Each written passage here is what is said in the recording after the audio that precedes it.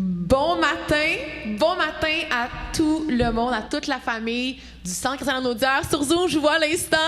Je vous fais un coucou. Bon matin, bienvenue à tous ceux qui sont connectés avec nous. Peu importe là où vous êtes, à la maison, si vous êtes dans la Naudière ou pas, on est content que vous soyez avec nous. Ceux qui sont sur YouTube, on vous salue. Merci d'avoir choisi d'être connectés ce matin, d'avoir pris ce temps à part pour Dieu, pour connecter ensemble entre frères et sœurs, malgré la distance, malgré toutes les circonstances. Ce matin, on veut prendre ce temps pour Dieu, parce que c'est lui et c'est son nom qui est plus grand que tout autre nom.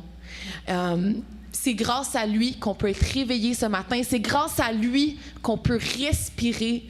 Puis on veut juste prendre ce temps pour être reconnaissant, pour élever notre Dieu et se tourner vers lui et non sur tous nos soucis.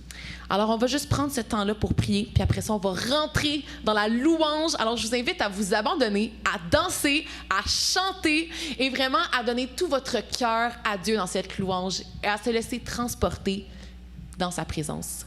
Papa, merci. Merci pour ce matin. Merci parce que tu es là. Tu es là tout près de nous. Tu viens nous remplir de ton amour. Tu viens nous remplir par ta grâce. Cet amour qu'on ne méritait pas, mais que tu nous as tellement aimés, que tu nous as remplis, que tu viens pourvoir à tous nos besoins. Merci Jésus parce que tu es puissant et que toi seul es digne de recevoir toute louange. Jésus, grâce à toi, on peut vivre. Grâce à toi, on a un souffle nouveau. Jésus, on veut tourner nos yeux vers toi, mettre tout de côté et juste regarder vers toi, car tu es la solution, tu es la source de vie. Jésus, merci pour ce matin. Merci pour cette semaine qui vient de se passer. On veut juste s'arrêter et prendre ce temps avec toi. Parle à nos cœurs ce matin. Au nom de Jésus. Amen. Amen.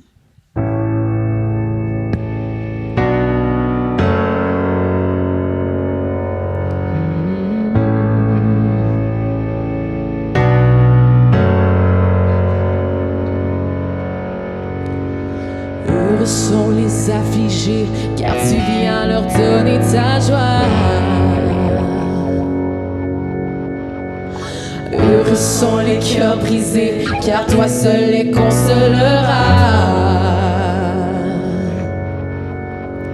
Car tu nous remplis d'une vie nouvelle, nous t'aimerons d'un amour éternel. Tu ouvres grand les portes des cieux, nous voulons déclarer que tu es notre Dieu.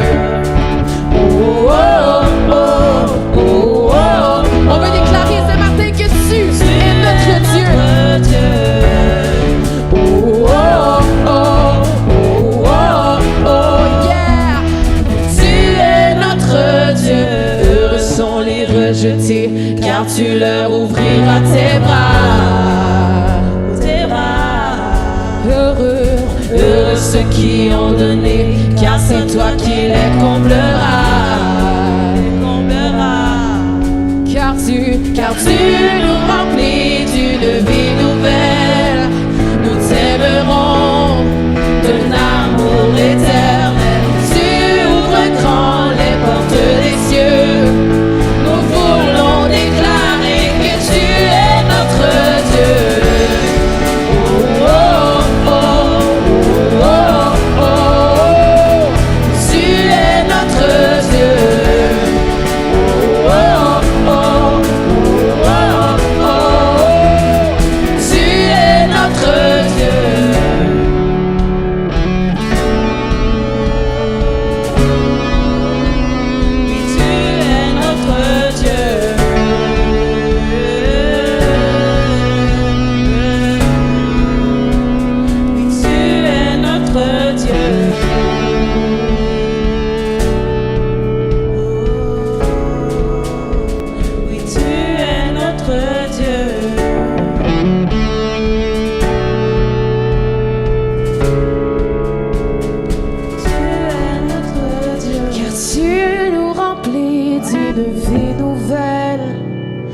t'aimerons d'un amour éternel. Tu ouvres grand les portes des cieux.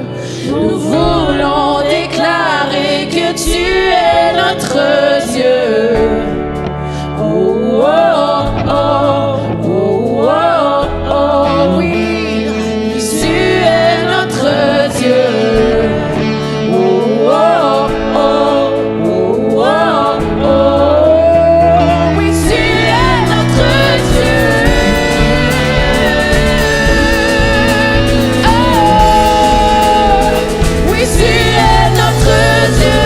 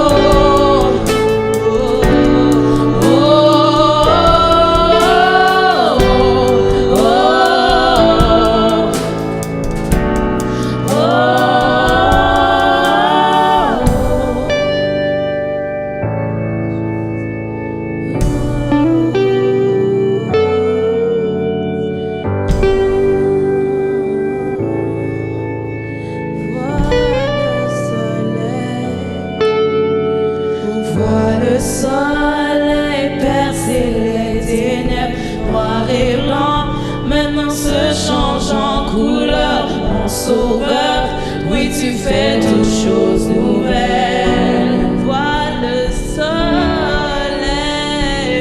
le soleil percer les ténèbres, noir et blanc, maintenant se change en couleur. Mon sauveur, oui, tu fais toutes choses nouvelles.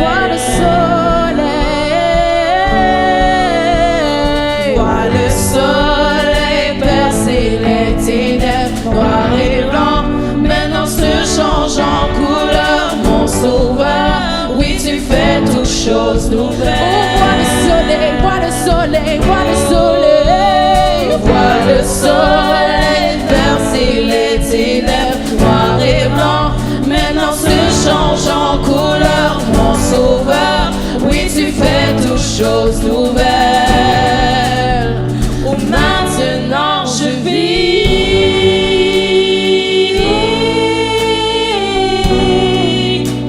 maintenant je vis.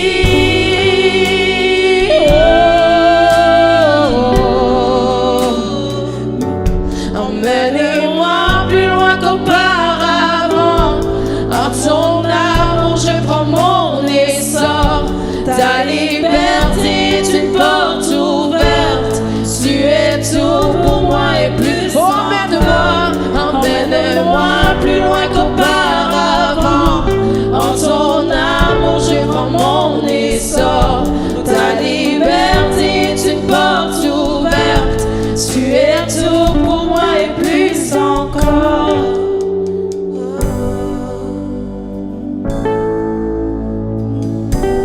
Tu es tout pour moi et plus encore.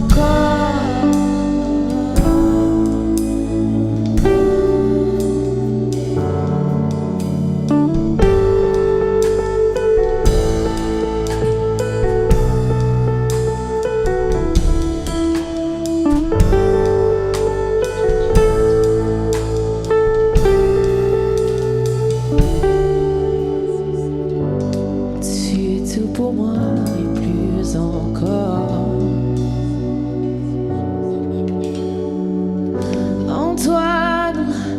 En toi maintenant je vis. Oui, en toi maintenant je vis. Oh, en toi je vis, en toi je vis.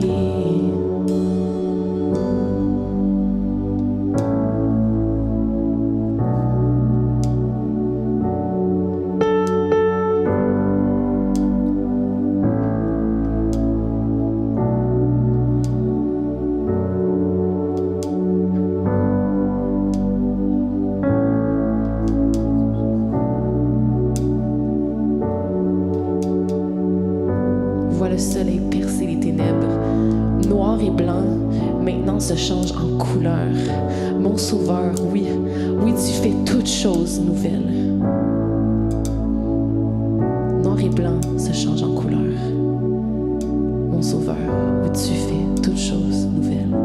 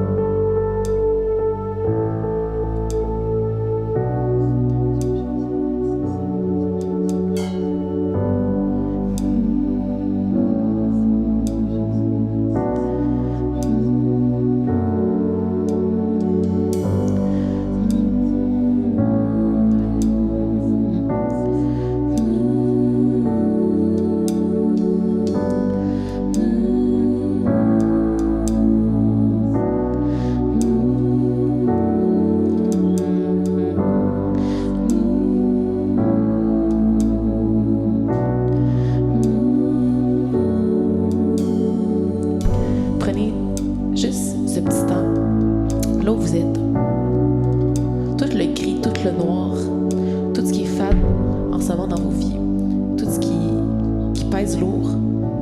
Prenez juste ce temps-là pour le remettre entre les mains de Dieu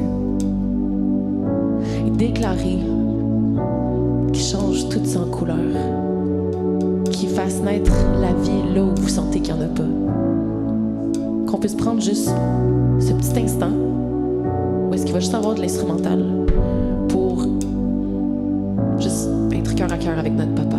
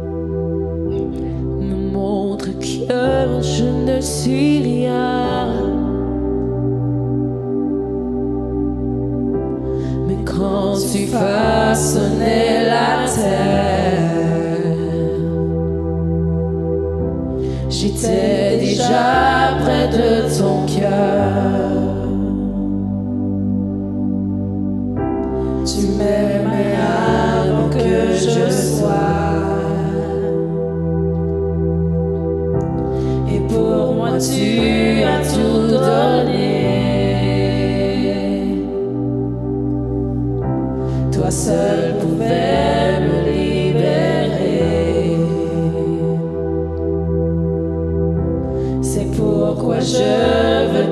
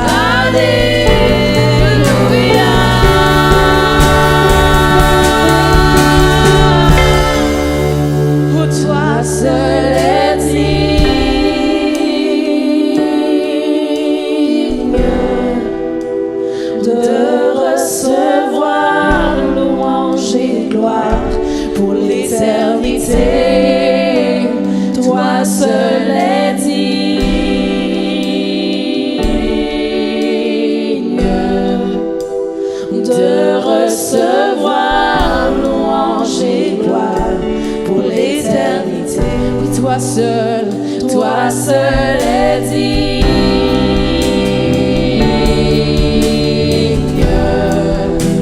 Oui, de recevoir louange et gloire pour l'éternité. Toi seul est digne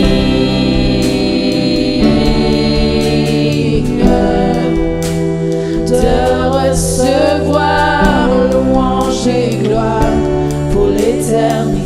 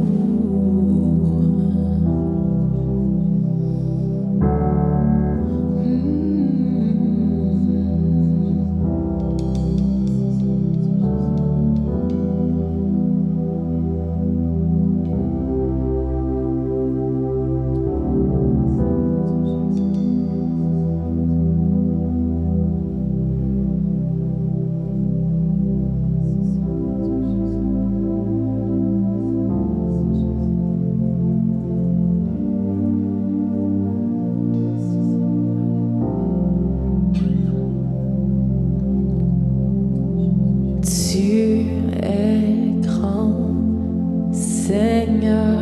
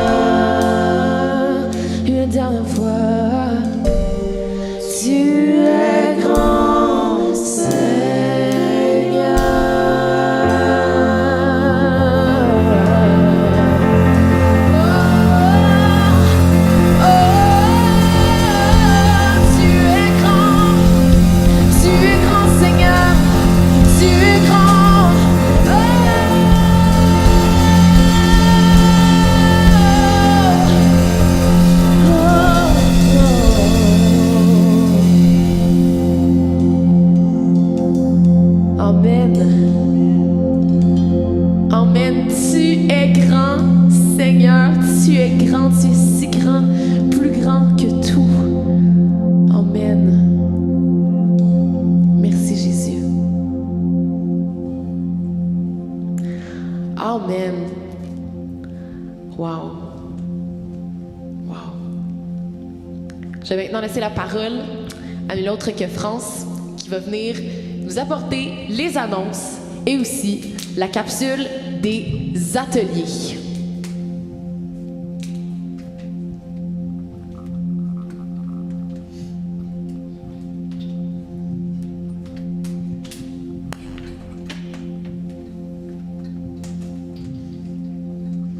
Bonjour tout le monde. Vous allez bien ce matin? Alléluia. On a un bon temps dans sa présence. Alléluia. Alors, pour les annonces ce matin, juste vous rappeler, mardi, notre réunion de prière sur Zoom à 7h30. Vendredi, sur Romain, à 7h30 également sur Zoom. Et en même temps, également, il y a la jeunesse. Et la jeunesse, ils ont vraiment des bonnes rencontres. Ils sont au moins une quinzaine de jeunes. Alors, c'est vraiment, on vous invite à vous joindre et regarder les réseaux sociaux pour avoir les détails. Et surtout, invitez des amis. Les places, c'est illimité sur Zoom. Et également, on vous rappelle, au niveau des ateliers, on voulait juste vous mentionner aux parents, on vous a envoyé une lettre juste de la part de Céline, au nom des ateliers, juste pour vous demander comment allaient vos enfants, comment ils trouvent nos capsules, ça serait quoi leurs besoins. On veut vraiment sentir le pouls. Alors, on vous invite à nous répondre à Céline. Toutes les données sont dans la lettre pour qu'on puisse encore mieux servir vos enfants. Au travers de ce que nous faisons pendant ce temps que l'on vit. Et vous rappelez, dimanche, le 28 mars, on va avoir le dimanche en famille. Alors, comme qu'on a eu, rappelez-vous, le 15 mars dernier, c'était notre dernière rencontre en présentiel. Juste un instant, Marie, j'aurais besoin de toi. C'était notre dimanche en présentiel. Et c'était le 15 mars dernier. Et on veut quand même poursuivre ça le 28 mars. Ça va être un dimanche un peu spécial, en toute simplicité, en famille. Et on veut vous dire merci encore pour votre soutien financier qui est toujours apprécié, qui nous permet de pouvoir continuer. Et par soit Adim Interact ou tout simplement un chèque par la poste. Et on a des fêtés, Marie-France. Tu vas me... Toi, j'ai besoin d'elle. On peut se permettre d'être proche, c'est ma fille, alors il n'y a pas de... C'est ma bulle. Alors... les fêtés cette semaine, il y en a deux que je veux souligner. Il y a notre sœur Gisèle, jeudi le 18. Et il y avait Aurialio le 12 dernier. Alors, pour vous, on veut vous chanter un joyeux anniversaire de la part de la famille du Centre chrétien de la Naudière. Joyeux anniversaire, joyeux anniversaire.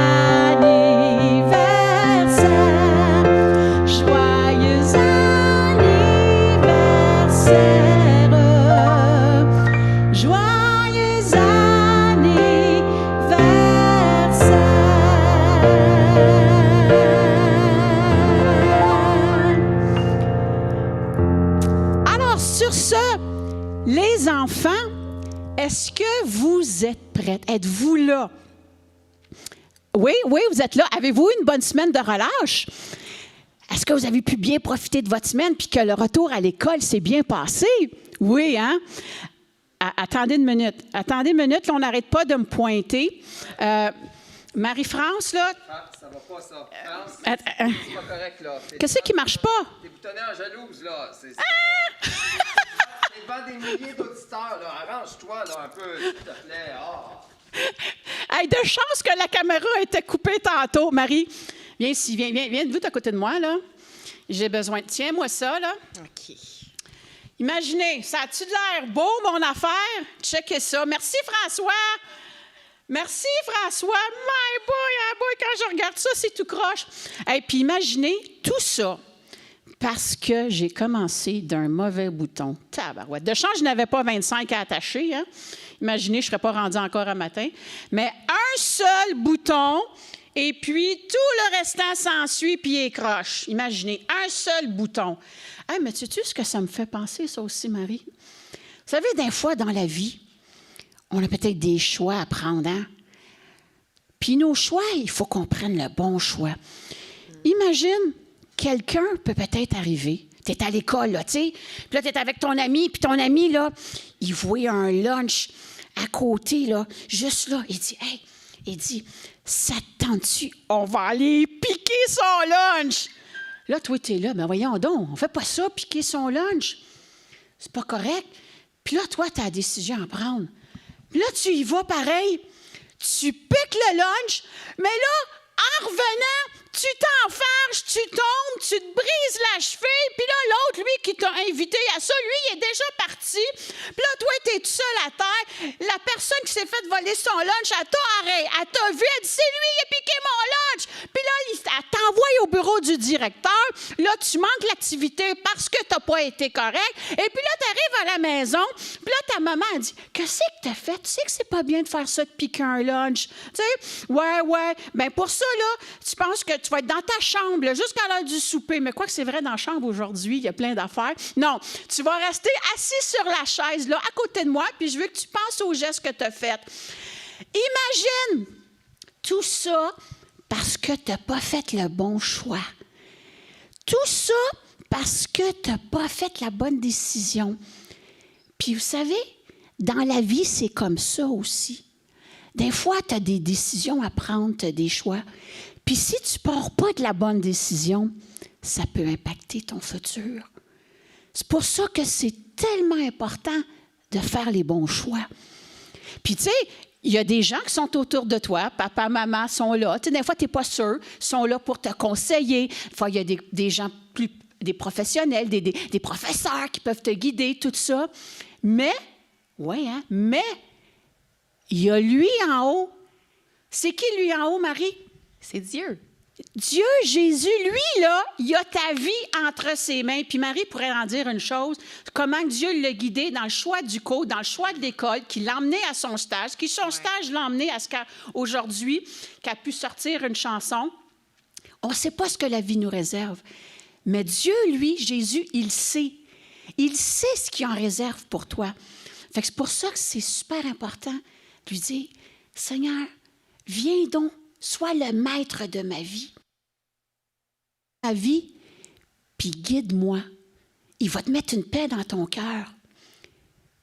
Puis tu vas être bien enligné. Regarde ça comme c'est beau, là. C'est-tu beau, là? François, c'est-tu correct, là, comme ça? Marie? Oui. C'est beau, hein? 10 sur 10. Alors, rappelle-toi de ceci. Pars du bon bouton pour que tout soit bien aligné. Fais les bons choix pour que toute ta vie soit bien alignée sur le chemin que Jésus a pour toi. Amen. Et puis sur ce, bien, on va laisser la place justement à papa qui va nous apporter la parole ce matin. Bonne semaine les jeunes!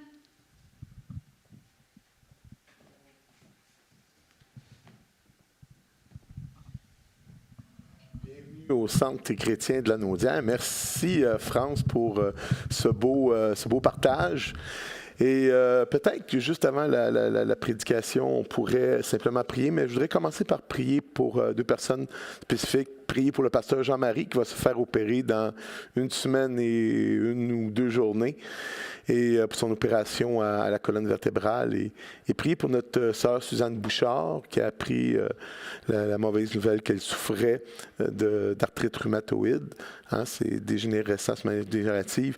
Et j'aimerais qu'on puisse prier pour eux, spécifiquement prier durant la semaine. On prie pour eux aussi mardi, mais j'aimerais prendre l'occasion avec vous dans l'Assemblée qu'on puisse prier ensemble, se joindre ensemble dans la prière pour prier pour eux.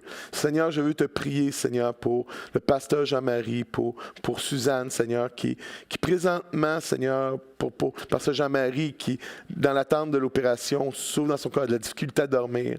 La même chose pour Suzanne. Je te prie, Seigneur, de venir les toucher à l'instant, Seigneur, où ce que nous prions, les toucher dans leur corps, Seigneur, afin qu'ils puissent être en mesure de pouvoir faire des bonnes journées, de pouvoir bien dormir. Mais plus que cela, viens les toucher surnaturellement, Seigneur, dans leur corps. Alléluia. Viens toucher la colonne du pasteur Jean-Marie, Seigneur. Viens toucher, Seigneur, Seigneur Dieu, la situation de Suzanne.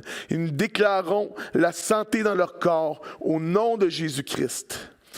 Alléluia. Seigneur, je veux te prier aussi pour mes frères et sœurs qui ont des besoins présentement.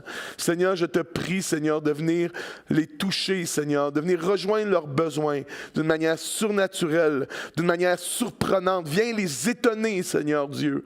Alléluia, dans leur vie. Je te remercie d'avance de ce que tu le fais, Seigneur, que tu rencontres les besoins, Seigneur. Merci pour ton amour. Merci pour ta grâce, Seigneur Dieu. Alléluia. Seigneur, merci pour ta parole ce matin. Seigneur, viens nous encourager. Viens édifier notre foi, Seigneur, ce matin. Seigneur, ouvre nos yeux sur les merveilles de ton évangile de la grâce, Seigneur, ce matin, plus particulièrement. Je te remercie. Au nom de Jésus. Amen. Est-ce que vous êtes prêts pour entendre la parole de Dieu? Yes! Ce matin, donc, nous poursuivons cette nouvelle série de 4 messages que nous avons déployés il y a deux dimanches. Qu'est-ce que l'Évangile de la grâce? L'Évangile de la grâce, et on a vu déjà que l'Évangile de la grâce n'est pas une invention humaine. C'est pas sorti de la tête de quelqu'un par un besoin, on a besoin d'une religion, on va sortir ça. Non, l'Évangile de la grâce, c'est une bonne nouvelle qui nous vient du ciel, car Dieu a tant aimé le monde qu'il a donné son Fils unique, afin que quiconque croit en lui ne périsse point, mais qu'il ait la vie éternelle. L'Évangile de la grâce n'est pas une invention humaine. On a vu dimanche passé que l'Évangile de la grâce est une nécessité essentielle, sine qua non, au salut. Il y a un évangile, il n'y a pas 5 évangiles, il y a un évangile. C'est l'évangile de la grâce en Jésus-Christ. Et ce matin, nous allons voir que cet évangile-là est suffisante. L'évangile de la grâce est suffisante pour notre salut et pour vivre une vie chrétienne victorieuse. Quelqu'un peut dire amen à ça? Vous savez, c'est une chose que de croire que l'évangile de la grâce en Jésus-Christ soit une nécessité pour le salut. Mais croyons-nous vraiment en sa suffisance pour notre vie de tous les jours? Croyez-vous que vous n'avez rien à rajouter à l'œuvre de Jésus-Christ pour être pleinement sauvé ou pour rester sauvé? Avez-vous encore des doutes à propos du salut de votre âme?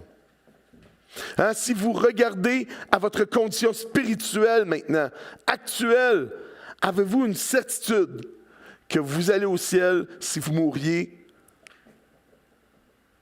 dans 2 secondes? Est-ce que vous êtes tous vivants? OK, merci Seigneur. Alléluia. Est-ce que vous avez cette certitude-là ce matin?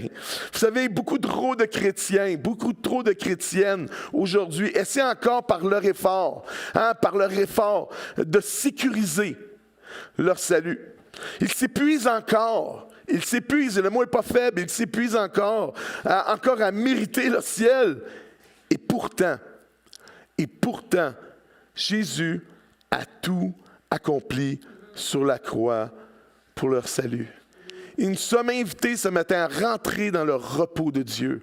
Rentrer non dans un cadre de mérite, mais dans un cadre de bénédiction et d'avancement ce matin.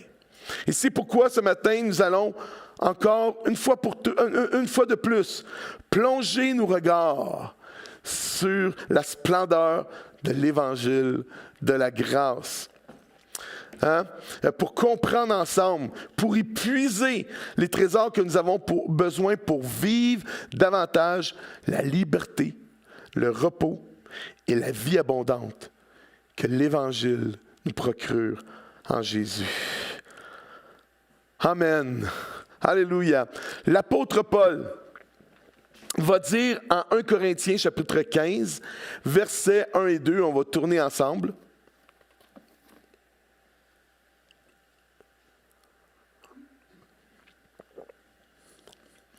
Il va dire, je vous rappelle, frères, je vous rappelle, sœurs, l'évangile que je vous ai annoncé, que vous avez reçu, dans lequel vous avez persévéré. Wow! Nous devons persévérer dans cet évangile de la grâce. Hein? Ce n'est pas évident aujourd'hui de persévérer avec tout ce qui peut nous vivre, toutes les circonstances que nous font vivre, tout ce que nous font vivre à l'intérieur, la culpabilité que nous font vivre par rapport à nos péchés, nos échecs passés. Mais ça nous dit ici que Paul nous invite à persévérer dans cet évangile de la grâce et par lequel vous êtes sauvés si vous le retenez tel que je vous l'ai annoncé. Autrement, vous auriez cru en vain. Vous savez, nous avons besoin d'une bonne compréhension de l'évangile de la grâce, afin de pouvoir, certes, goûter au salut, mais afin de pouvoir vivre davantage la liberté, le progrès et la vie abondante qu'il a pour nous.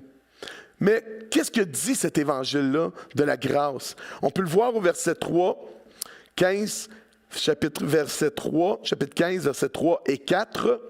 Ça nous dit, « Je vous ai enseigné avant tout, comme je l'avais aussi reçu, que Christ est mort pour nos péchés, selon les Écritures, et qu'il a été enseveli et qu'il est ressuscité le troisième jour, selon les Écritures. » C'est ce qui se trouve à la base du message de l'Évangile de la grâce.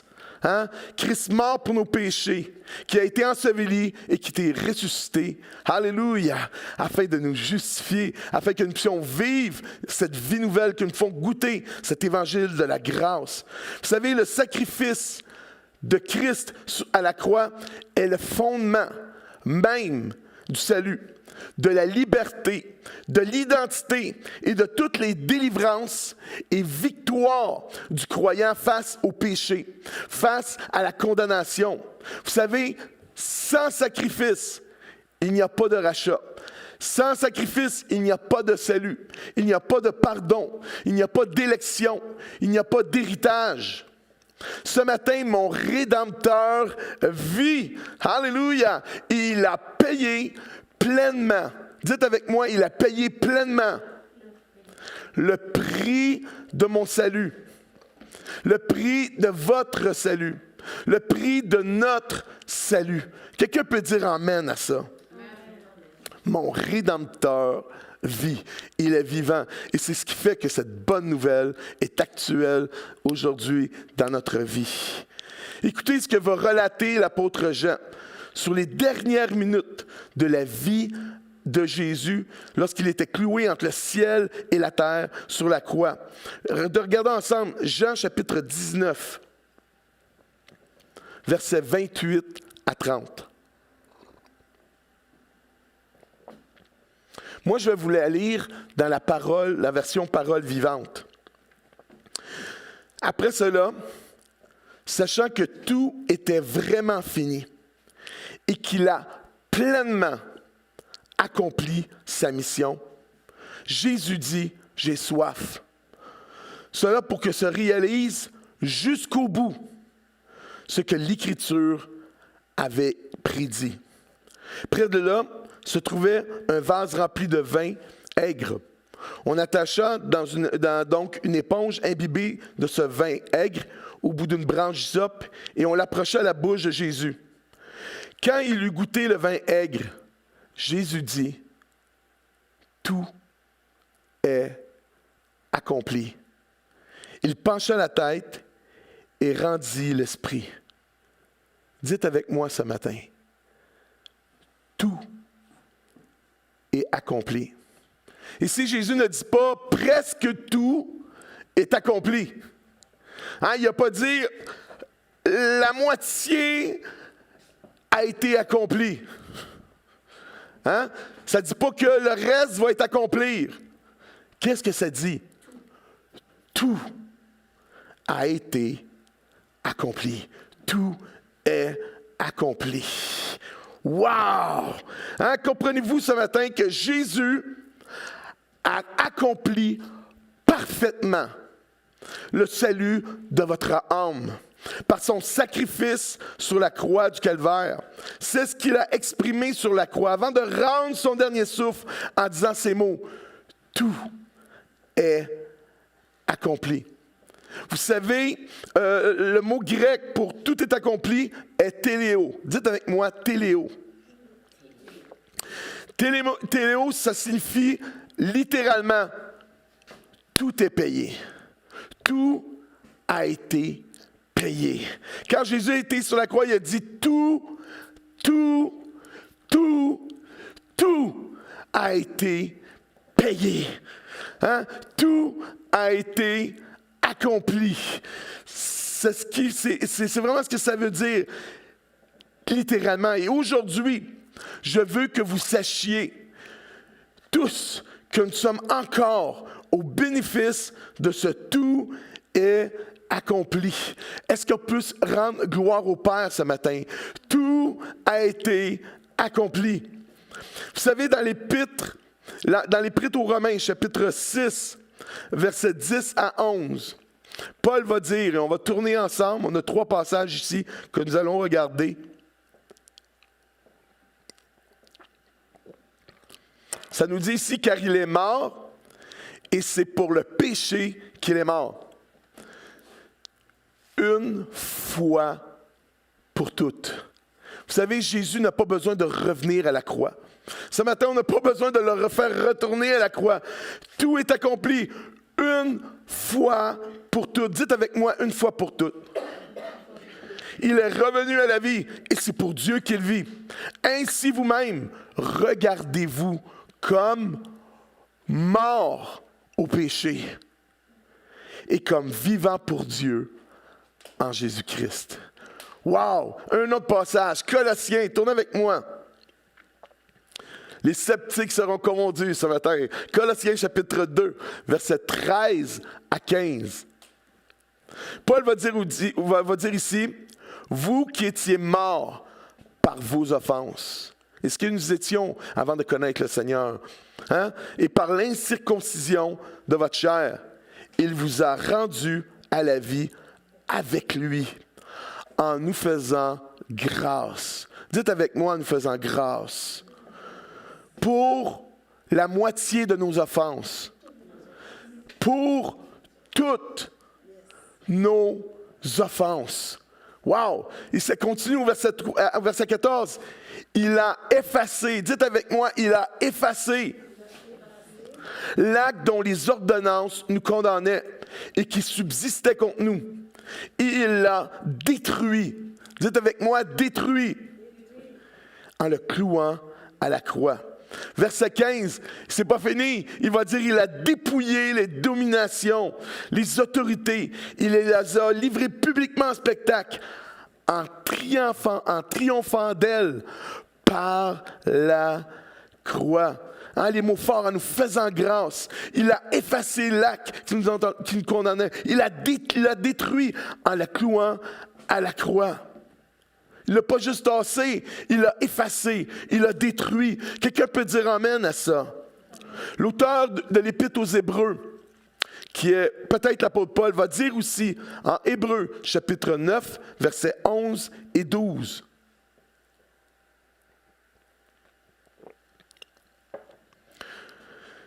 Mais Christ est venu comme un souverain sacrificateur des biens à venir. Wow! Il a traversé le tabernacle plus grand et plus parfait, qui n'est pas construit de main d'homme, c'est-à-dire qui n'est pas de cette création. Et il est entré, dites avec moi, une fois pour toutes. Wow, ce matin, c'est important qu'on puisse comprendre ça. Une fois pour toutes, dans le lieu très saint, non avec le sang des boucs et des veaux, mais avec son propre sang, ayant obtenu une rédemption passagère. C'est ça que ça dit. Hein? C'est une rédemption passagère. Hein? Une rédemption d'un mois. Non, une rédemption éternelle. Dites avec moi, une rédemption éternelle. Réalisez-vous ce matin que sur le bois rugueux du calvaire, Jésus a réglé la dette de mes péchés. Jésus a réglé la dette de vos péchés. Écoutez-moi bien. Péché passé, présent et futur. Jésus, sur le bois rugueux du calvaire, a réglé la dette de vos péchés passés, présents, futurs. Et il a pleinement satisfait la justice de Dieu. Vous savez, il a réglé toute la facture que nous étions incapables, en tant qu'humains, de rembourser. Il a effacé la note. Il a détruit qui nous condamnait avec son sang précieux. Et que depuis tout est accompli. Tout a été payé. Nous sommes entrés dans une ère nouvelle qui s'appelle l'ère de la grâce. Dans cette ère de la grâce, les péchés peuvent être pardonnés. Les esclaves peuvent être libérés. Les cœurs brisés peuvent être guéris. Les vies peuvent être restaurées. Est-ce qu'on peut remercier le Seigneur? Nous sommes dans l'ère de la grâce. Merci Jésus pour la croix. Est-ce qu'on peut le remercier pour la croix ce matin? Seigneur, merci pour ta grâce. Merci d'avoir donné ta vie pour moi. Merci d'avoir réglé, pas à moitié, mais pleinement, la dette de mes péchés. Ta grâce est suffisante pour mon salut. Ta grâce est suffisante pour ma vie. Dites avec moi, je n'ai rien à rajouter à l'œuvre de la croix, parce que tout a été accompli pour mon salut. L'œuvre de Jésus à la croix est suffisante. Dites un bon amen à ça. Alléluia. Vous savez, c'est de cet évangile de la grâce qu'il est question ici, par lequel nous avons été sauvés et dans laquelle l'apôtre Paul nous exhorte tous à persévérer, à le retenir tel quel. On n'a rien à rajouter à l'évangile de la grâce. On n'a rien à enlever de l'évangile de la grâce. À le retenir tel quel, sans enlever, et à rajouter quelque chose et à nous y attacher fortement. Paul nous dit une notice, sinon nous allons croire et vivre notre vie chrétienne en vain. Et nous allons passer à côté de la vie et des bénéfices que cet évangile a pour notre vie. Dites avec moi, je vais persévérer. Je vais retenir. Je vais m'attacher fortement à cet évangile de la grâce parce qu'elle est suffisante pour ma vie, pour mon salut et pour ma marche chrétienne victorieuse. Yes, vous êtes bons. On a besoin vraiment de retenir, de persévérer dans cet évangile. Mais vous savez, dans sa lettre destinée aux églises de la Galatie, Paul va reprendre très sérieusement, et même les chrétiens et les chrétiennes de cette région, et leur faire une mise en garde très sévère à leur égard concernant leur manque d'attachement à l'Évangile de la grâce. Puis il n'ira pas vraiment avec le dos de la cuillère, je vous le dis, avec eux. Voyons ensemble, on va lire ensemble Galates chapitre 1, versets 6 et 7. Où ce que Paul vraiment va vraiment encourager l'Église de la Galatie. Et c'est vraiment vraiment une mise en garde sévère qu'il va faire. Souvent, vous lisez les épîtres et Paul va donner des éloges aux églises. Mais à cette église-là, Paul ne commence pas en leur donnant des éloges. Il leur donne vraiment une recommandation sévère de s'attacher, de persévérer, de garder cet évangile-là. Il va leur reprocher de s'avoir détourné vers un autre évangile, qui lui est un évangile de la loi. Et Paul va dire, je m'étonne que vous vous détourniez si promptement de celui qui vous a appelé par la grâce. Dites avec moi, par la grâce de Christ, pour passer à un autre évangile. Un évangile différent qui n'est pas de la même nature. Non qu'il n'y ait un autre évangile, mais il y a des gens qui vous troublent et qui veulent renverser l'évangile de Christ. 2 chapitres plus loin, Paul va rajouter ceci en Galates chapitre 3, versets 1 à 5. Il va dire, aux Galates, dépourvu de sens. Hey, il ne va vraiment pas avec le dos de la cuillère. Vous allez voir, il est assez raide. Qui vous a fasciné? Le terme, on pourrait dire, qui vous a ensorcelé pour que vous n'obéissiez plus à la vérité? Vous, aux yeux de qui Jésus-Christ a été peint comme crucifié, mort pour vos péchés. Voici seulement ce que je veux apprendre de vous.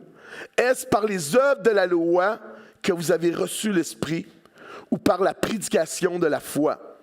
Et cette question, il leur pose à eux. Mais cette question, on peut la prendre pour nous aussi ce matin. Êtes-vous tellement dépourvus de sens qu'après avoir commencé par l'Esprit, voulez-vous maintenant finir par la chair? Avez-vous tant souffert en vain, si toutefois c'est en vain? Celui qui vous accorde l'Esprit et qui opère des miracles parmi vous, le fait-il donc par les œuvres de la loi ou par la prédication de la foi? Ce matin, cette notice-là est encore bonne pour nous aujourd'hui. Pas simplement pour l'Église de Galatie, que c'est sûrement repris après une telle lettre, mais aussi pour nous aujourd'hui. Vous savez, à la simple lecture de ces deux passages-là, nous pouvons sentir, on peut sentir ici vraiment la profonde inquiétude que Paul avait et sa préoccupation pour la santé spirituelle des croyants des églises de la Galatie. Il est visiblement inquiet pour un danger qui, selon moi, a été la première vraie menace qui atteignait l'Église naissante. Au-delà même des persécutions qui atteignaient l'Église au début de son histoire, c'était vraiment la première vraie menace qui se posait là, ici. Mais quelle était cette menace qui menaçait la foi des chrétiens, des chrétiens et des chrétiennes de ces églises-là? Paul le dit, un autre évangile qui, lui, était teinté de légalisme, dont certains chrétiens, venant de la Judée, faisaient la promotion dans les églises et qui s'attaquaient directement, et c'est pour ça que c'est très sérieux, au cœur même du message de l'évangile de la grâce de Dieu. Et que disait cet autre évangile? On peut le voir dans le livre des Actes, au chapitre 15, au verset 1. On peut tourner ensemble.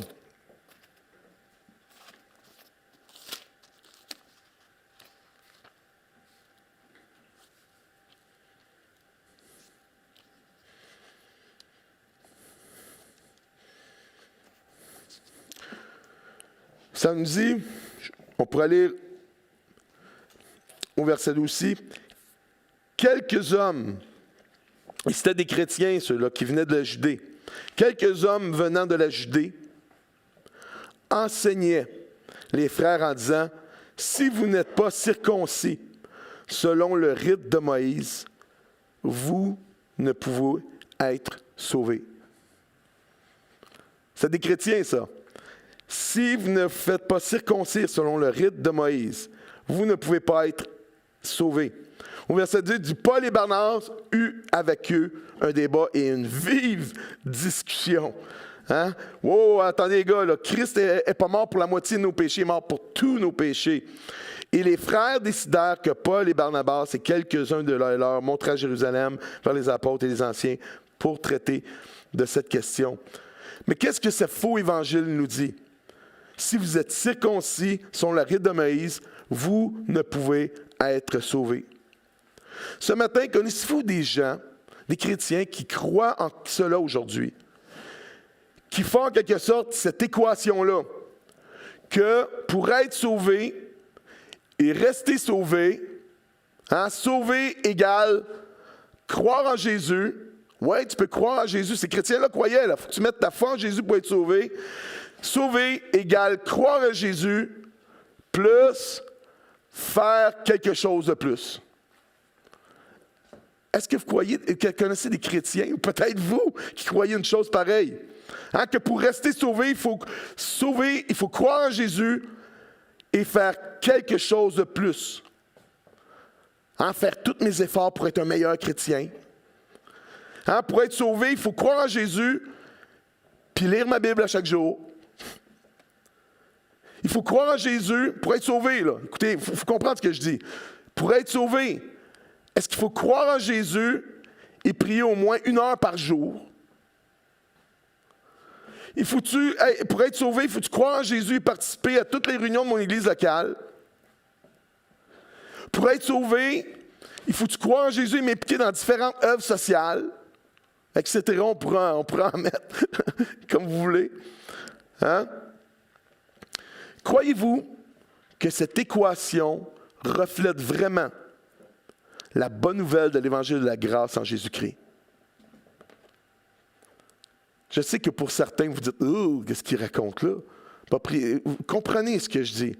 Pour être sauvé, est-ce qu'il faut croire en Jésus? Hein? Quand quelqu'un arrive, il vient au Seigneur, bon, tu as cru en Jésus, mais il faut que tu fasses quelque chose de plus pour être sauvé. Hein?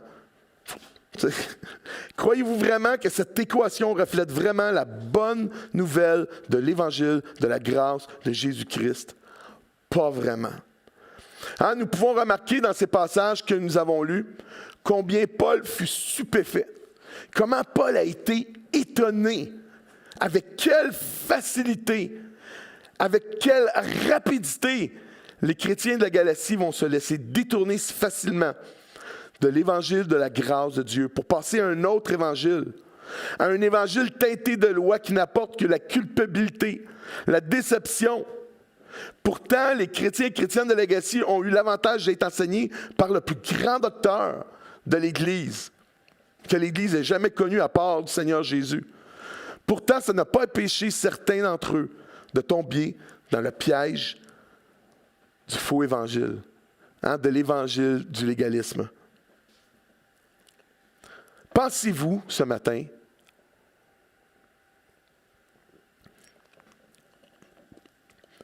que nous sommes à l'abri de tomber dans ce piège-là, dans le piège du légalisme?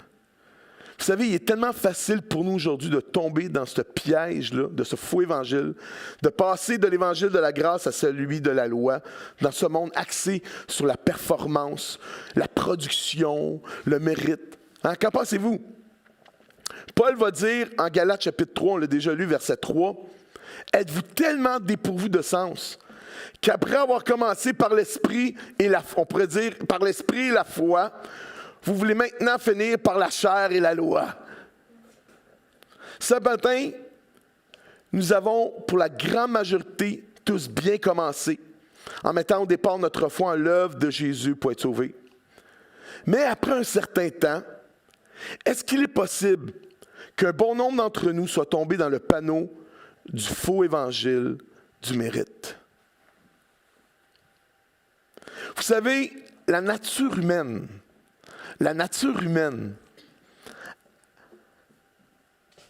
a tendance à revenir à la loi.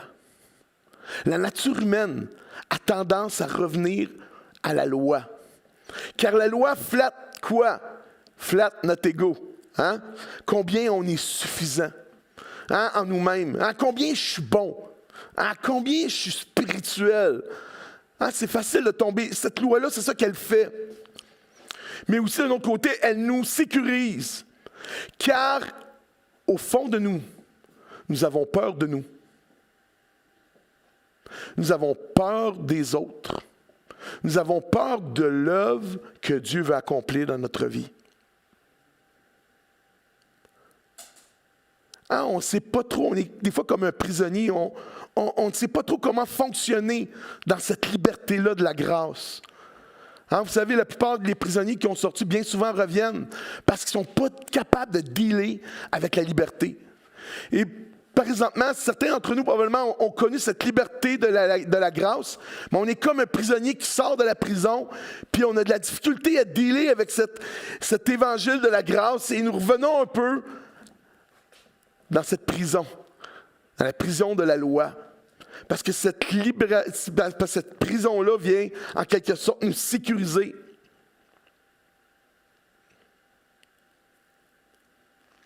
on ne sait pas trop comment fonctionner dans la liberté de la grâce.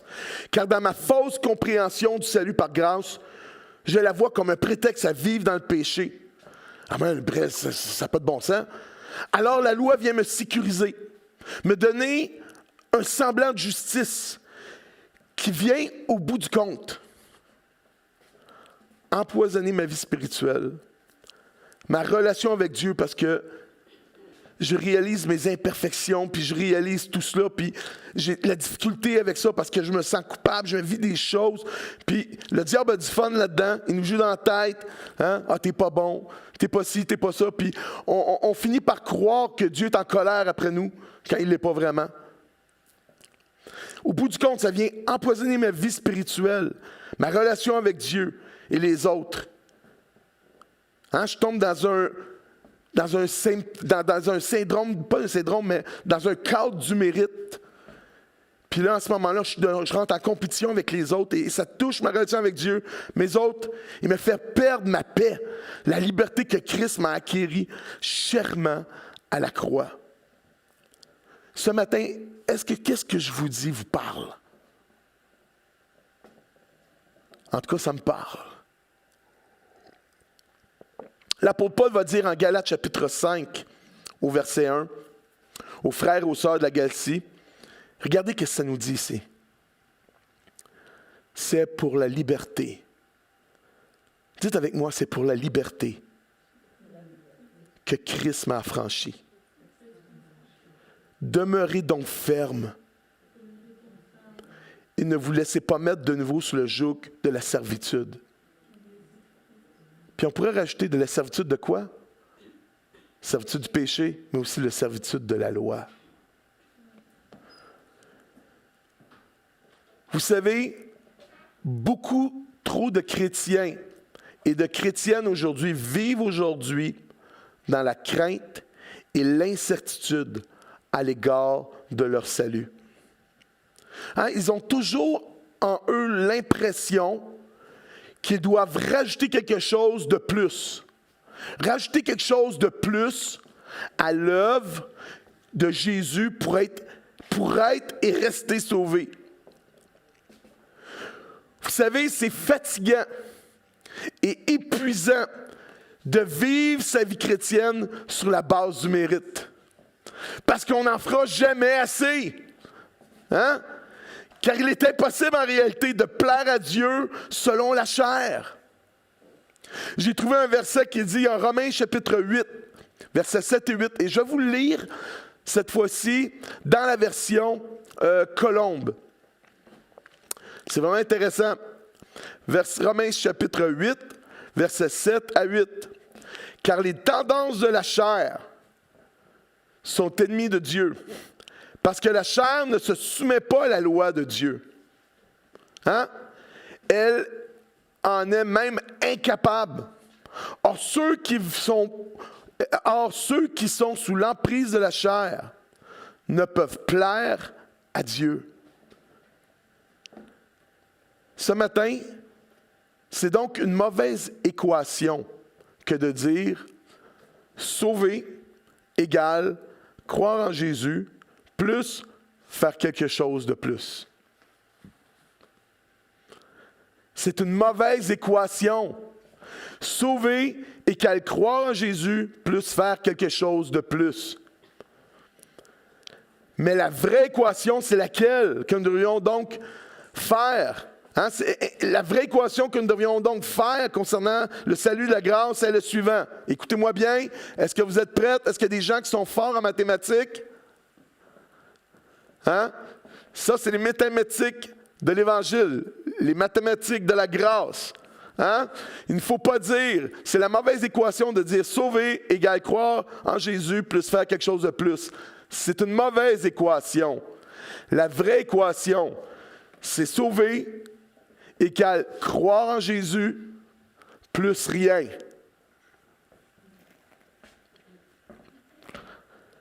Hein? Dites avec moi, la vraie équation, c'est sauver pour être sauvé. Ça égale mettre ta foi en Jésus plus rien. la grâce est suffisante. Alléluia, l'évangile de la grâce est suffisant. Ce matin, nous n'avons rien à rajouter à l'œuvre accomplie de Christ pour être sauvés et rester sauvés. Vous savez, faire cela, écoutez-moi bien, faire cela, c'est mépriser, c'est amoindrir, c'est rabaisser l'œuvre que Jésus a accomplie, l'œuvre que le Fils unique de Dieu a accomplie sur la croix. C'est aussi, pour employer les termes de l'auteur de l'Épître aux Hébreux, lorsqu'on fait ça, c'est comme renvoyer Jésus sur la croix en lui disant « Hey, écoute Jésus, ton sacrifice, là, il n'est pas encore suffisant. » C'est ramener Jésus à la croix. C'est sortir Jésus du ciel et le prendre et le ramener à la croix pour lui dire « Écoute, c'est pas assez suffisant ce que tu as fait là. Jésus, tu n'en as pas fait assez pour me sauver. » Est-ce que vous croyez en cela? Dites avec moi, je n'ai rien à rajouter à l'œuvre accomplie de Christ pour être et rester sauvé.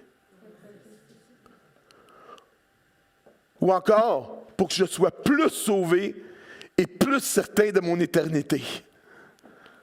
Ce matin, on ne peut pas être plus sauvé ou moins sauvé. Il n'y a pas des gens qui sont plus sauvés. Il y en a d'autres qui sont plus ou moins sauvés que d'autres. Ce matin, on est sauvé ou on ne l'est pas. Tu as été sauvé, pourquoi? Parce que tu as mis simplement ta foi en l'œuvre accomplie de Jésus. L'œuvre accomplie suffisante de Jésus. Ça veut dire quoi, ça, ce matin? Ça veut dire que je peux vivre enfin une vie chrétienne libre de la crainte. Je peux vivre enfin une vie chrétienne libre de la crainte de perdre ce que Christ m'a acquis sur la croix. Vous savez, il y a un repos et une sécurité qui découle et se trouve dans ce merveilleux évangile de la grâce. Repos et sécurité que beaucoup de chrétiens aujourd'hui ont perdu. Pas étonnant parce qu'on vit dans un monde de performance. On vit dans un monde de production de mérite. C'est correct la performance, le mérite, mais pas en ce qui concerne le salut. C'est le mérite de Jésus. Alléluia. Ce matin, la bonne nouvelle de la grâce en Jésus-Christ est pleinement suffisante pour mon salut. Et cette grâce-là est continuellement, depuis le jour de ma conversion, depuis le jour de votre conversion, cette grâce dans laquelle nous demeurons fermes encore aujourd'hui. Romains 6, 14 nous dit, nous sommes plus sous la loi, nous marchons plus sous la loi, nous marchons sous la grâce. Et peut-être vous dites, ouais, mais marcher, quand tu dis ça sous la grâce, c'est vraiment peut-être, ça veut dire que c'est un prétexte, je peux faire vivre n'importe comment ma vie. Ça, si vous voulez savoir, ça va être dimanche prochain. La grâce n'est pas un joker. On va voir ça la semaine prochaine. Mais vous allez peut-être me poser aussi cette question, quel est alors le rôle de mes œuvres dans le salut? Tu me dis qu'on est sauvé, c'est Jésus, mets ta foi en Jésus. Maintenant que je suis sauvé, c'est quoi le rôle de mes œuvres? Pour être sauvé, c'est quoi le rôle de mes œuvres dans le salut? Aucun. Quel est le rôle des œuvres dans le salut? Aucun. Zéro.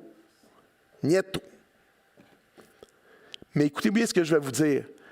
Mais dans le perfectionnement de ma vie chrétienne, si. Dans le salut, mes œuvres, on n'a pas besoin de mes œuvres pour le salut. Le rôle de mes œuvres dans le salut, c'est aucun. Mais dans le perfectionnement de ma vie, on va voir ça la semaine prochaine, mais la perfectionnement de ma vie chrétienne, mes œuvres sont importantes. Oh, pasteur, tu me sécurises ce matin. Wouhou! Vous savez, toutes mes bonnes œuvres de justice, c'est important cette partie-là, écoutez bien ce que je dis. Ça prend une gorgée d'eau avant de dire ça. Il faut que ça soit clair, mon affaire. C'est vraiment important ce que je vous dis. Vous savez, toutes mes bonnes œuvres de justice et les progrès que je fais dans la foi, que j'ai fait dans le passé, que je fais aujourd'hui et demain, ne me sauvent pas. Toutes les bonnes œuvres de justice et les progrès que je fais dans la foi aujourd'hui et demain ne me sauvent pas. Ce matin, je ne suis pas plus sauvé parce que je suis un pasteur. Je ne sais pas si vous comprenez, hein? Ah, lui est pasteur, on sait, il le salue. Non, non. Je ne suis pas plus sauvé que vous parce que je suis un pasteur. C'est pas ça qui me sauve. Comprenez-vous ce que je dis? Toutes mes bonnes œuvres de justice et les progrès que je fais dans la foi aujourd'hui et demain ne me sauvent pas. Écoutez bien ce que je dis là maintenant. Elles n'ont pas pour but de me rendre plus juste devant Dieu. Elles ne rajoutent en rien à mon salut. Je ne suis pas plus sauvé que je l'ai été lorsque j'ai donné ma vie au Seigneur Jésus en 1980 à l'âge de 16 ans. Je ne suis pas plus sauvé. Comprenez? Lorsque j'ai été sauvé à 16 ans, aujourd'hui j'ai le même salut. Je ne suis pas plus sauvé. Je suis simplement sauvé. Alléluia. Donc, mes bonnes œuvres de justice n'ont pas le but de me sauver. Mes œuvres, elles ont plutôt pour but de me rendre conforme à Jésus. Amen. Mes œuvres n'ont pas pour but de me sauver, mais de me rendre conforme à Jésus. Quelqu'un peut dire amen à ça. Romains 8, 29.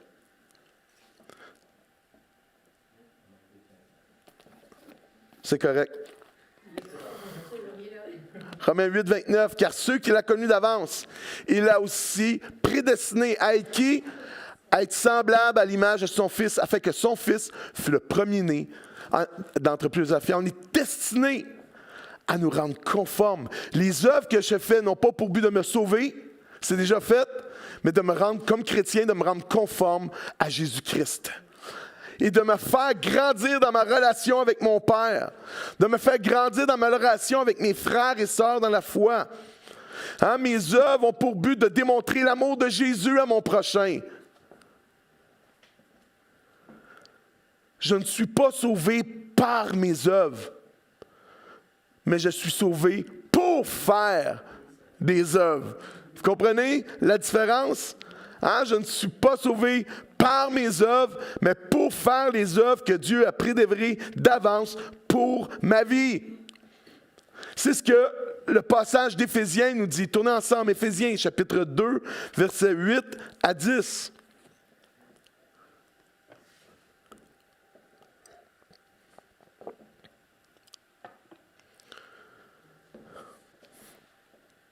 Hein, ce passage nous dit quoi? C'est par la grâce que vous êtes sauvés, par le moyen de la foi. Et cela ne vient pas de vous, c'est le don de Dieu, c'est le cadeau de Dieu. Est-ce que vous comprenez ça? On est sauvés par la foi, pas par les œuvres, mais par la foi. Mais ça continue. Ce n'est point par les œuvres, afin que personne ne se glorifie. Maintenant vient le verset 10. Ce verset-là, ce passage-là nous dit exactement ce que je vous ai dit. Verset 10. Car nous sommes son ouvrage. Nous sommes son œuvre d'art. Hein? Dites avec moi, je suis une œuvre d'art de Dieu en Jésus. Car nous sommes son œuvre d'art, ayant été créés en Jésus-Christ pour de bonnes œuvres. Pas par les œuvres, non, pour faire de bonnes œuvres que Dieu a préparées d'avance afin que nous les pratiquions. Wow! Dieu a toute une vie pour chacun d'entre nous. Des défis incroyables, des progrès dans notre vie. Dieu a préparé des œuvres pour nous. Dieu a préparé des œuvres pour l'Église du Centre chrétien Anaudière et pour toutes les autres églises. On a des œuvres préparées d'avance Quelqu'un peut dire, notre Papa Céleste a des plans. La même chose pour vous en tant que parents. Vous avez des plans pour vos enfants. Ah, je regarde mon gars. Ah, lui, ça va être le meilleur joueur de hockey. Ah, je suis sûr certain. Hein? Je suis sûr certain, je pense à David qui regarde Bean Dave. Ah, ça va être un grand joueur de soccer. On a tous des plans. Dieu a des plans pour chacun de nous. Hein? Dans Jérémie, c'est des plans de progrès et de paix et d'espérance pour nous. Quelqu'un peut dire Amen. Quand son ouvrage est écrit, j'ai eu pour de bonnes œuvres. On n'est pas sauvé par les bonnes œuvres, mais pour des bonnes œuvres.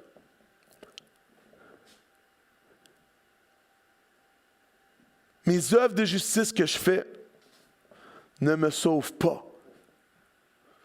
Mais j'ai été sauvé. Mais ces œuvres-là, par exemple, les œuvres que j'accomplis ne me sauvent pas. Elles ne sont pas là pour me sauver. Elles sont là pour me rendre conforme à Jésus. Wow! C'est pourquoi, vous l'avez déjà entendu celle-là, j'ai déjà dit ça. Écoutez bien ça.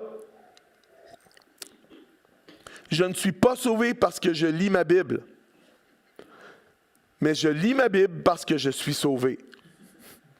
Et parce que j'ai une soif de connaître Jésus davantage. Hein, parce que l'Esprit de Dieu est en nous. Quand tu es sauvé de l'Esprit de Dieu, l'Esprit de Dieu met des désirs dans notre cœur de vouloir le connaître davantage. Je ne prie pas pour rester sauvé, mais je prie parce que je suis sauvé et que je veux voir l'œuvre de Dieu s'accomplir dans ma vie et la vie des autres.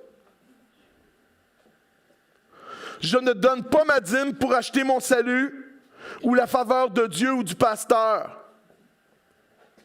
Je donne ma dîme et mes offrandes parce que je suis sauvé et reconnaissant à Dieu et veut investir dans l'œuvre qu'il veut accomplir dans cette ville.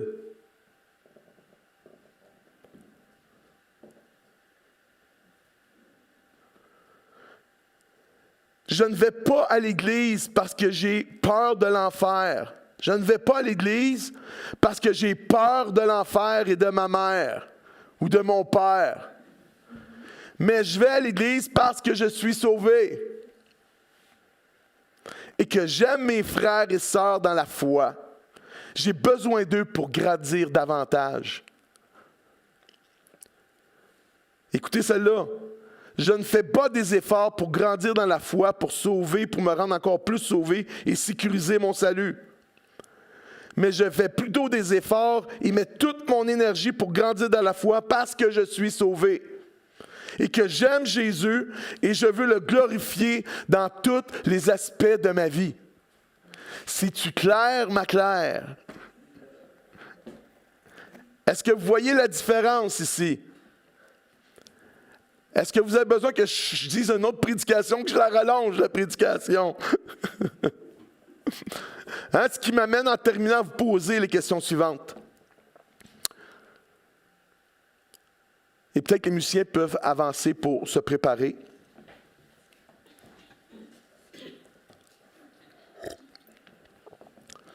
Je sais que ça a été un petit peu plus long, mais je pense que c'est un sujet très important que nous touchons ce matin. Dans notre compréhension de l'Évangile, qu'est-ce que l'Évangile de la grâce? Ce qui m'amène à terminer à vous poser les questions suivantes. Qu'est-ce qui est à la base de votre désir et de vos efforts pour vivre une vie chrétienne satisfaisante et empreinte de progrès? Qu'est-ce qui est à la base de votre désir et de vos efforts pour vivre une délivrance d'une mauvaise habitude ou de quelque chose d'autre dans votre vie? Hein? C'est quoi la base? Pourquoi tu mets tes efforts à vouloir être délivré d'une chose? C'est quoi en arrière tes motifs? C'est-tu parce que tu veux être plus sauvé? C'est peut-être pour cette raison que l'Esprit de Dieu, hein, lorsque nous fonctionnons dans la grâce, dans le domaine de la grâce de Dieu, nous ouvrons la porte à l'Esprit de Dieu. Mais lorsque nous faisons les choses par la chair et par la loi, dans le but de nous sauver quand nous sommes déjà sauvés, nous fermons l'action à l'Esprit de Dieu. Mais pour toi, de vivre peut-être une délivrance.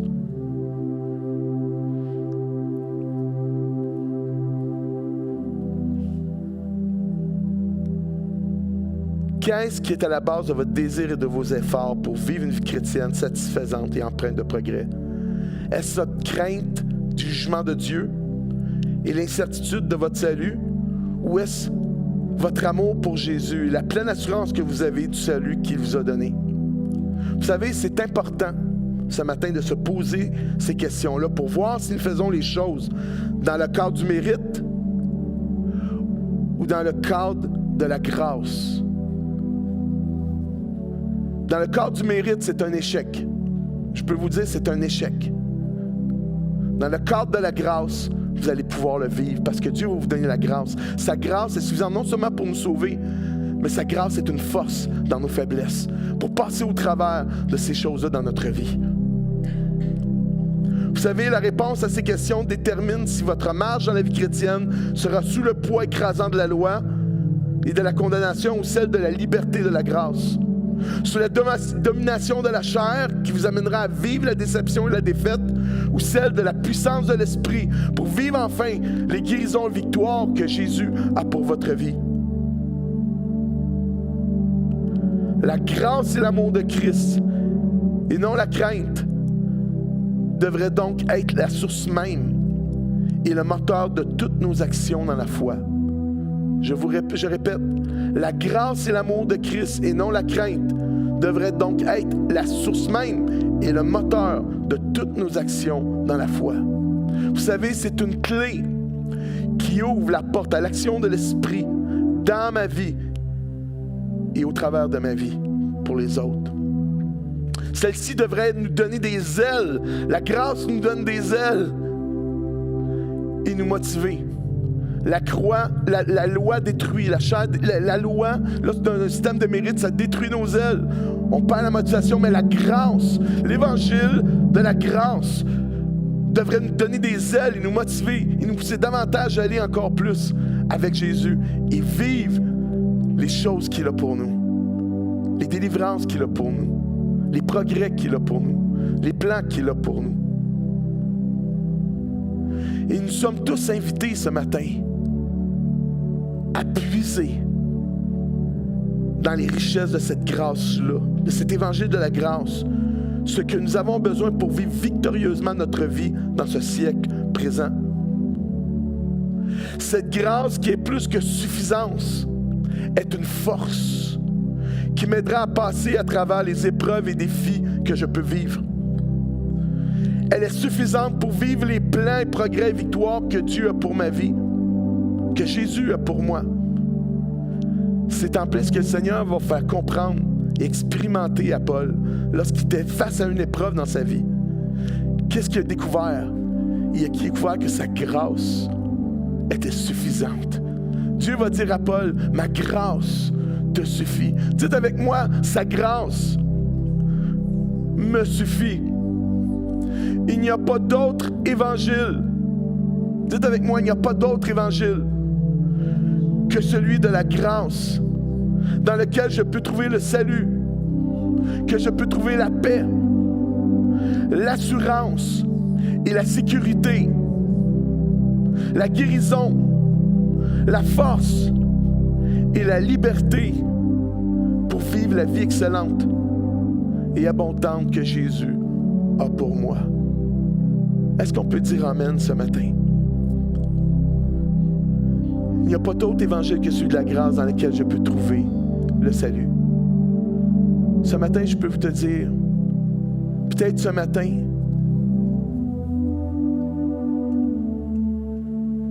tu réalises ta condition que tu vis présentement.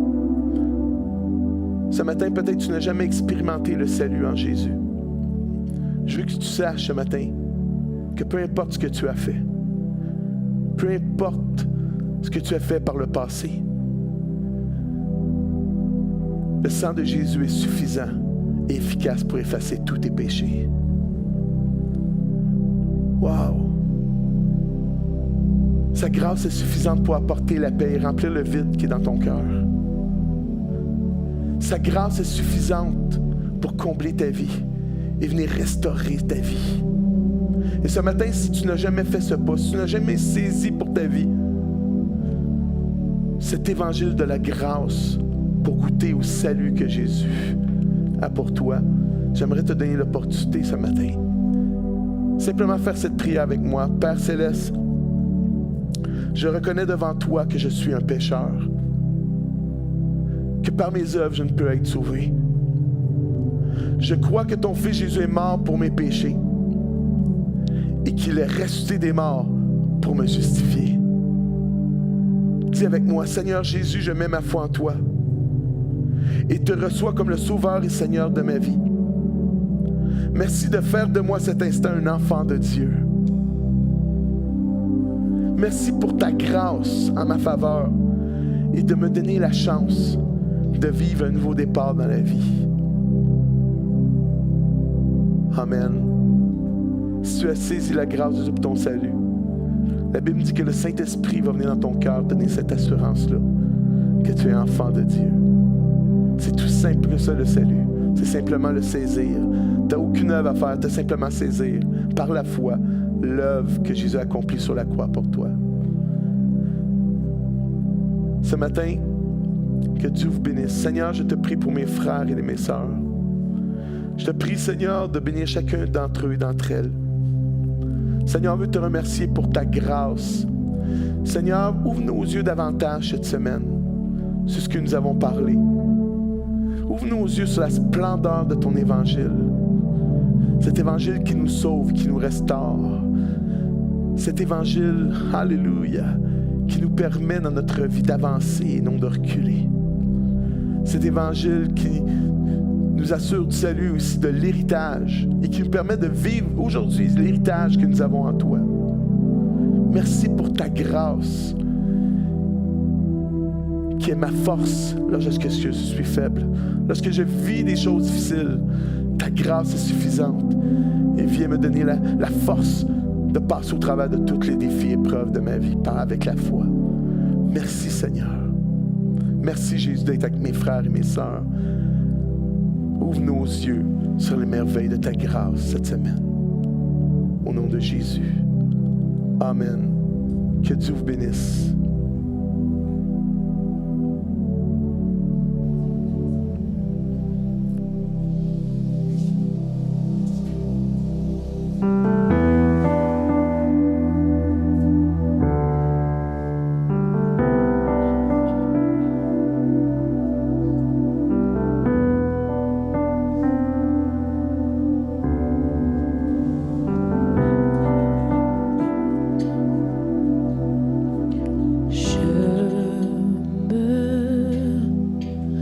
Repose en toi, tes promesses sont inépuisables. Ce parfum agréable, c'est ta grâce qui m'attire à toi.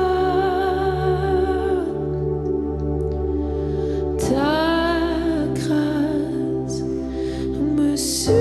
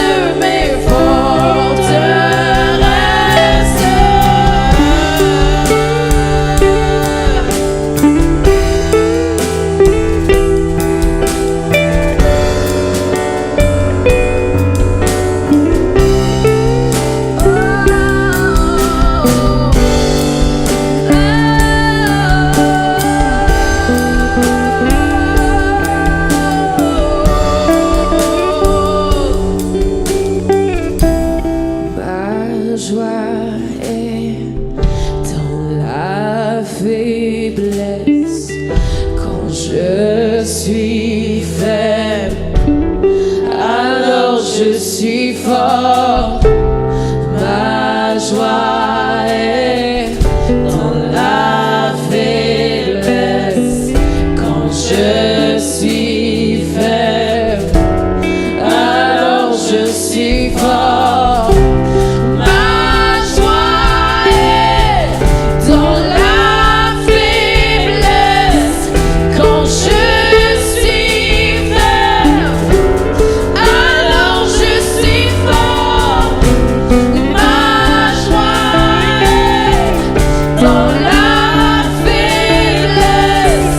Quand je suis faible, alors je suis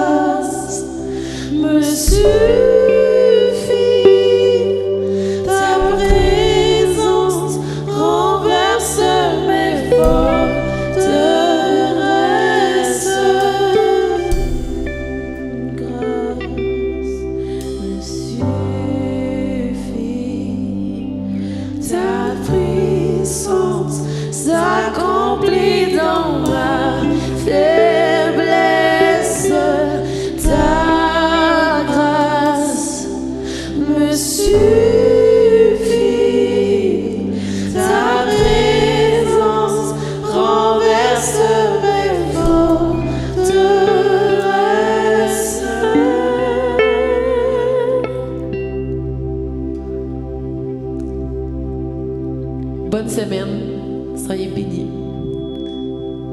Et je vous invite à méditer sur cette parole qu'on a reçue ce matin, au courant de la semaine.